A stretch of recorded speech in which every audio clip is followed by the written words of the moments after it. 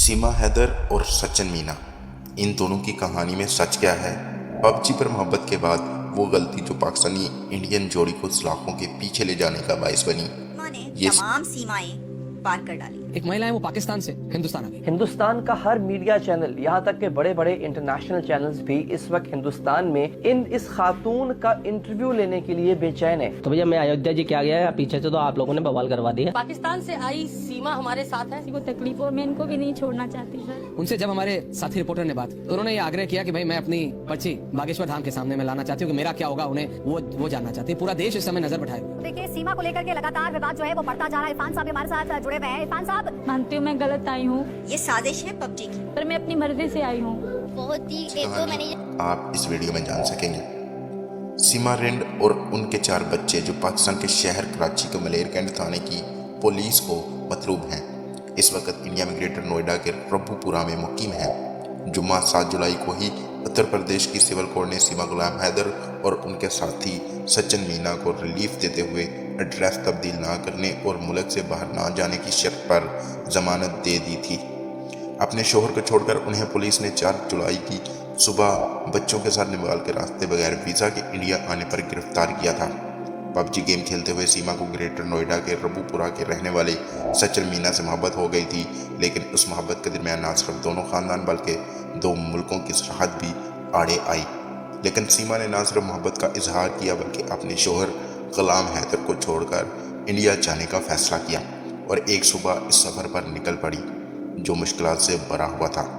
हम आपको बताएंगे कि सीमा की पहली बार सचिन से कब मुलाकात हुई, वो नेपाल के रास्ते उत्तर प्रदेश के रब्बूपुरा कैसे पहुंची, सीमा ने सचिन के साथ 1.5 माह तक कैसे वक्त गुजारा और सीमा ने ऐसी कौन सी गलती की कि वो सलाखों के पीछे चली गई। नेपाल से ग्रेटर नोएडा का सफ़र सीमा ने जो तय किया उसमें उसे क्या मुश्किलात पेश आईं और उसने कैसे ये सफ़र पूरा किया। ये वाक़या नेपाल के सियाहती वीज़ा से शुरू हुआ। सीमा हैदर ने पुलिस को बताया कि इंडिया का वीज़ा ना मिलने की वजह से उसने नेपाल का वीज़ा लिया। वो 10 मार्च को शारजा के रास्ते नेपाल पहुंची थी। नेपाल में सचिन मीना उनसे मिलने आए थे। दोनों ने काठमांडू के न्यू बस पार्क के इलाके में वाक़या न्यू वन नाइट होटल में कमरा लिया और 7 दिन तक वहाँ रहे। उसके बाद सीमा हैदर वापस पाकिस्तान चली आई। ठीक 2 माह बाद सीमा हैदर दोबारा सियाहती वीज़ा लेकर नेपाल पहुँच गई। इस बार सीमा के साथ उनके 4 बच्चे भी थे, लेकिन सचिन इंडिया में थे। FIR के मुताबिक सीमा ने कहा कि मैं अपने 4 बच्चों के साथ काठमांडू से पोखरा एक वैन में आई थी। क्योंकि रात गुजर चुकी थी, मैं वहीं पोखरा में ही ठहरी और अगले दिन पोखरा से दिल्ली के लिए बस ली। पोखरा काठमांडू से तकरीबन 200 किलोमीटर के फासले पर है और बस से तकरीबन 7 घंटे लगते हैं। पोखरा से दिल्ली आने के लिए सीमा ने सरस्वती ट्रैफिक के EC डिलैक्स में 3 टिकटें सीट नंबर 9, 10, 11 बुक करवाई। उसने बस ड्राइवर को 5,000 रुपये फी टिकट के हिसाब से 15,000 रुपये दिए। सरस्वती ट्रैफिक ने बताया कि पोखरा से दिल्ली तक टिकट का किराया 5,000 नेपाली रुपये है। रास्ते के बारे में मालूमात देते हुए उन्होंने कहा कि पोखरा से दिल्ली पहुंचने में तकरीबन 28 घंटे लगते हैं और बस आगरा, नोएडा और फिर उत्तर प्रदेश में पोखरा की सनोली सरहद महराजगंज ज़िला से होती हुई दिल्ली पहुंचती है। सीमा हैदर बस में सफ़र करते हुए मुसलसल सचिन के साथ राब्ते में थी। FIR के मुताबिक 13 जुलाई की रात सीमा हैदर अपने 4 बच्चों के साथ फ्लेडा कट के करीब यमुना एक्सप्रेस वे पर उतरी, जहां सचिन मीना उनका इंतज़ार कर रहे थे। अब यहाँ से सचिन सीमा और बच्चों को ग्रेटर नोएडा के रब्बूपुरा के अम्बेडकर मोहल्ला ले गए। वहाँ सचिन ने गरजेश नामी शख्स से एक कमरा किराए पर लिया हुआ था। उस कमरे का किराया 2500 रुपये माहाना था। गरजेश ने कहा कि सचिन हमारे शहर से हैं, वो 13 मई से 4-5 दिन पहले एक कमरा किराए पर लेने आए थे। उसने कहा कि उसकी कोर्ट मैरिज है और वो अपनी बीवी और बच्चों के साथ कमरे में रहेगा। हमने आधार कार्ड और पैन कार्ड लिया और उसे किराए पर एक कमरा दे दिया। सीमा सचिन से शादी का ख्वाब लिए बैठी थी। सीमा और उनके बच्चे सचिन के साथ रब्बूपुरा के अम्बेडकर मोहल्ले में रहने लगे। सचिन पहले 3 सालों से घर के करीब एक ग्रोसरी की दुकान पर काम कर रहे थे, जहां से वो दिन के वक्त अक्सर खाना लेने घर आते थे। सीमा के पड़ोसी का कहना है कि वो ज़्यादातर वक्त घर के अंदर ही रहती थी। उनके मजहब और शहरियत पर कभी किसी को कोई शक नहीं हुआ था। जिम्मेदार गरजेश की बीवी कहती है, जिनसे सचिन ने कमरा किराए पर लिया। उसकी बीवी कहती है कि वो मुकम्मल मेकअप करती थी, बिंदी सिंदूर लगाती थी, साड़ी भी पहनती थी। इसी दौरान ईद भी आ गई, लेकिन उसने कोई ऐसा काम नहीं किया जिससे उस पर शक पैदा हो। सब कुछ ठीक चल रहा था।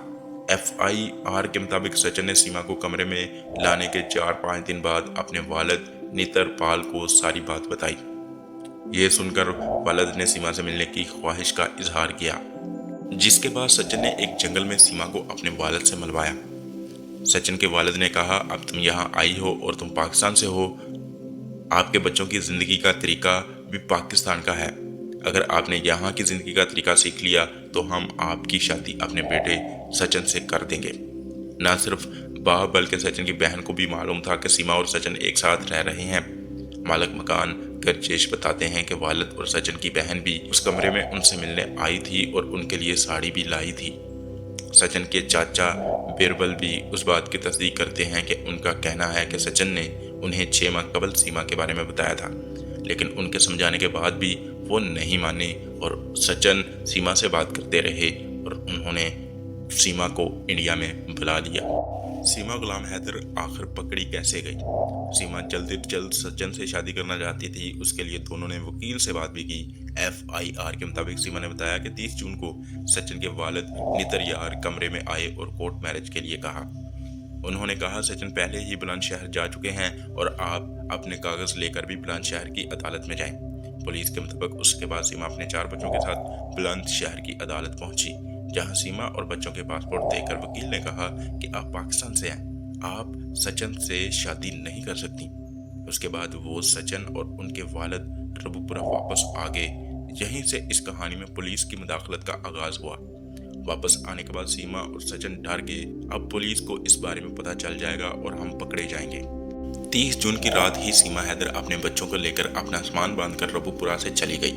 अगली सुबह यानी 1 जुलाई को सुबह सचिन काम करने के लिए दुकान पर गए, लेकिन कुछ देर बाद ही छुट्टी ले ली।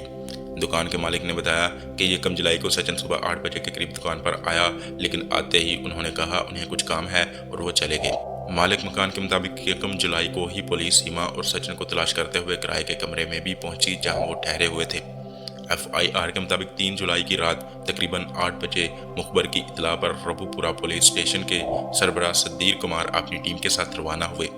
पुलिस ने सीमा और 4 बच्चों को सचिन के साथ हरियाणा के बलबलगढ़ से 4 जुलाई की सुबह 1 बजे हिरासत में ले लिया। पुलिस ने सचिन मीना, उनके वालिद नतरपाल और सीमा गुलाम हैदर के खिलाफ फ्रांजक एक्ट 1946 की दफ़ा 14 और ताज़ीरात हिंद की दफ़ा 120 के तहत मुकदमा दर्ज किया। 7 जुलाई को उत्तर प्रदेश की जीवर सिविल कोर्ट ने उन दोनों को उनके वालिद समेत जमानत दे दी। बहुत से लोग कह रहे हैं कि सीमा हैदर एक जासूस है। सीमा का कहना है कि मैं जासूस नहीं हूँ, सचिन की मोहब्बत में घर से बाहर निकलना शुरू किया, पासपोर्ट बनवाए। मैं गरीब घराने से हूँ, ज़्यादा तालीम हासिल नहीं की, लेकिन अंग्रेज़ी के चंद अल्फाज बोल सकती हूँ। उन्होंने कहा कि इंडिया में पुलिस से कभी झूठ नहीं बोला, सब कुछ सही सच बताया। 2022 में मेरे भाई की नौकरी पाकिस्तान आर्मी में थी, उन्हें सिर्फ 18,000 पाकिस्तानी रुपए मिलते हैं। जब सीमा हैदर से ये सवाल किया गया कि क्या पाकिस्तान वापस नहीं जाना चाहती, तो उसने रोते हुए जवाब दिया कि वतन वापसी के सवाल पर जज्बाती अंदाज में जवाब दिया, मैं मर जाऊंगी, ख़त्म हो जाऊंगी, अपना गला काट लूंगी, जहर खा लूंगी, लेकिन किसी भी हाल में वापस नहीं जाऊंगी। मेरे पास वहाँ पाकिस्तान में कुछ नहीं है। सचिन मीना का भी कहना है कि जब तक वो जिंदा है सीमा को इंडिया से नहीं जाने देगा। जमानत मिलने के बाद सीमा और सचिन एक साथ हैं, लेकिन मुस्तकबिल में इस प्यार की अनोखी दास्तान क्या रुख अख्तियार करती है, फिलहाल इसके बारे में फ़िलहाल कुछ नहीं कहा जा सकता कि ये प्यार की कहानी कहाँ तक चलेगी और इन दोनों के साथ क्या होगा। यह है आज का सच जो मैंने आपके सामने रखा।